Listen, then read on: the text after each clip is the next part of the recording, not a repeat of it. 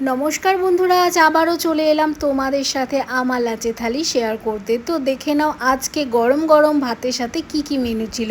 প্রথমে লেবু কাঁচা লঙ্কা রাখলাম, তার সাথে রাখলাম গরম গরম মসুর ডালের বড়া। যদি রেসিপি চাও অবশ্যই কমেন্ট করো, আমি অবশ্যই রেসিপি শেয়ার করব। সাথে ছিল পালং শাকের তরকারি, যেটা সমস্ত রকমের কুমড়ো, পটল, আলু, বেগুন দিয়ে বানিয়েছিলাম। আর সাথে রাখলাম ঘন করে মুসুরির ডাল, যেটা কাঁচা লঙ্কা আর জিরে ফোড়ন দিয়ে বানিয়েছিলাম। সাথে ছিল একটা ডিম সেদ্ধ, যেটাকে আমি সর্ষের তেল, একটু ভাজা লঙ্কা, লবণ দিয়ে মাখিয়েছিলাম। আর রাখলাম স্যালাডের জন্য শসা।